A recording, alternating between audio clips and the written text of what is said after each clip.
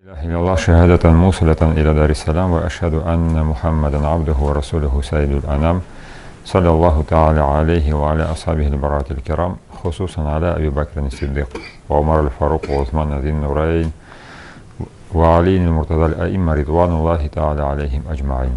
أما بعد، يا أيها الناس أوصيكم ونفسي أولا بتقوى الله. أعوذ بالله من الشيطان الرجيم. إن الله مع الذين اتقوا والذين هم محسنون. Sadaqallahu azim. Maqtaudan şükür ibadet zorlау. Ibadet bütünüsü Allah'a xas болуға тиіш.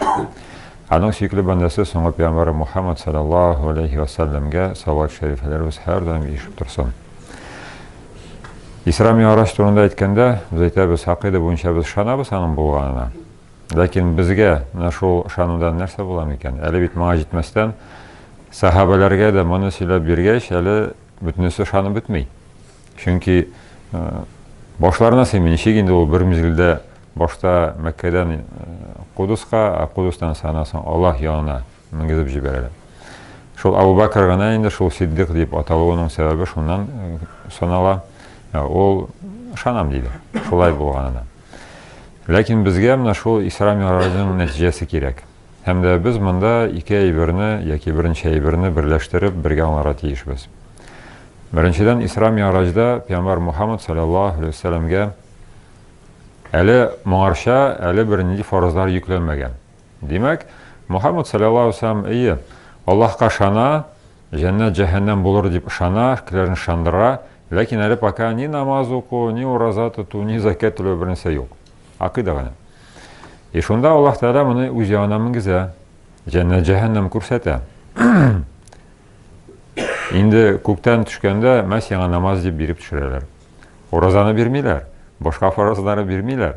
Менә шул җәннәт җәһәннәм белән карауны, күрсәтүне бәйләп куялар намазны. Бу безнең өчен үзенә күрә бер гади бер булмаска тиеш. Безнең бу зирәгә генә түгел, тик томалдан түгел, моның ниндидер бәйләнеше бар дип аңларга тиешбез. Һәм дә инде без инде әйтәбез, безгә шул Исра Ми'раж насыйп булмаячак. Безнең беребезгә дә җәннәт җәһәннәмне күрсәтмәячәкләр. Күрсәткән булсалар нәрсә булыр? Уйлап карагыз.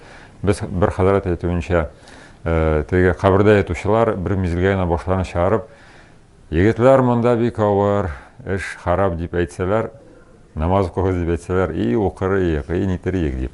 Анда без иленләп үтәрик. Ләкин Мухаммад саллаллаһу алейхи ва саллям безгә шулай ук аңлатып күрсәтә, аңлатып биргән. Ул намазлар чыннан да башта 50 булган, аннан соң 5-кә генә калган.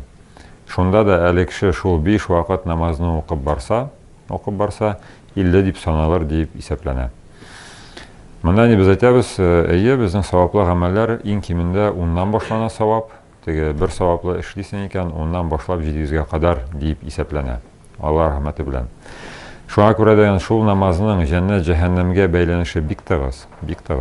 Һәм дә инде без күп кенә җомаларда әйттек, иман китүрене Аллаһ Тәгалә Коръәндә гел яхшылык, изгелекләр эшләүләр белән, намаз укулар белән бәйләп куя. Һәм дә намаз ул фарызларның беренчесе. Шуңа күрә дә безнең иң зур кайгыбыз булырга тиеш. Алла рәхмәте белән, әгәр дә шул кайгыруыбызны эшебездә, күңелебездә үстереп, тәрбияләп чыгара алсак, Аллаһка шөкер. Нинди кайгырубыз? Намазымның хәле яхшы микән, намазым укылды микән, намазым калмады микән дип. Иң беренче шул булырга тиеш. Пәйгамбәр саллаллаһу алейхи ва саллям әйткән, кыямәт көне иң беренче сораулы бер намаз. Исемең ничек? Буең нинди булды? Ничә этажлы йортта яшәдең? Машинаңда ничә тәгәрмәч булды? Вообще тәгәрмәчлеме, нәрсәләр булдымы дип сорарлар. Намаз укылдымы? Намаз буенча җавабыгызны бирә алсагыз, башка эшләр буенча ташламалар булыр дигән, җиңеллек булыр, гафу ителерсез. Ләкин әгәр намазыгыз буенча җавап бирә алмасагыз, эшегез харап булыр дигән. Менә шул бөтен әйберләребезне бергәләштереп, башыбыздан шул нәтиҗәгә килә алсак, фикеребездә, күңелебездә намаз ул бик мөһим, ул гади әйбер генә түгел. Намазның әһәмияте аеруча гаять зур икәнен аңлый алсак, Аллаһка шөкер. Баракаллаху ли ва лакум фил Кур'анил Карим ва нафa'ани ва iyyakum бил аяти ва зикрал хаким. Иннаху хувал гафурur рахим аджадul карим. Сами'у дуа. Шукр. Алхамдулиллах ва салату ва салам на набийина Мухаммад ва аля алихи ва сахбихи аджмаин. اللهم صل وسلم وبارك على محمد وعلى آل محمد بعدد من قعد وقام. اللهم صل وسلم وبارك على محمد وعلى آل محمد بعدد من صلى وصام. اللهم صل وسلم وبارك على أنبيائك والمرسلين وأهل طاعتك أجمعين من أهل السماوات والأرضين واحشرنا معهم وارحمنا معهم.